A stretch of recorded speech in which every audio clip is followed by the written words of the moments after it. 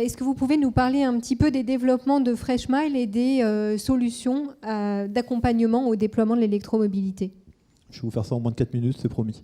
Donc Freshmile, une société, une start-up installée à côté de Strasbourg, et nous développons des solutions pour tout ce qui est la gestion des bornes de charge et également pour aider l'utilisateur à utiliser une voiture électrique, justement. Donc là, si vous voyez, c'est Monsieur Muller qui bouge. Donc Monsieur Muller, c'est notre mascotte, hein, il est alsacien, et qui se pose des questions par rapport à la voiture électrique. La question qui se pose, ça intéresse bien, mais ça a l'air compliqué à utiliser. Il n'y a pas de borne de charge dans la rue. Il a entendu dire que c'était cher, il a entendu dire que c'était long à charger, qu'il y avait une faible autonomie. Bref, c'est quelque chose en fait d'assez compliqué.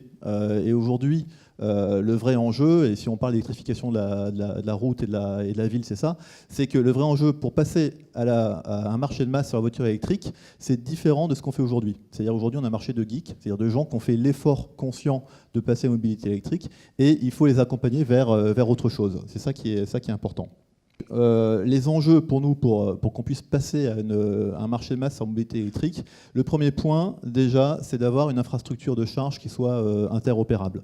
C'est-à-dire qu'il y a eu jusqu'à très longtemps beaucoup de standards, des standards de prise différents, des standards de messages informatiques différents. Donc il faut avoir des choses qui soient cohérentes. Aujourd'hui, on a une réglementation européenne sur les prises qui a enfin convergé, je dirais. On a des standards de protocoles informatiques qui ont aussi convergé. Donc aujourd'hui, on sait que finalement, on peut aller sur un marché où on aura X opérateurs de bornes ou X villes, X installateurs, et qu'à l'arrivée, on aura des systèmes interopérables.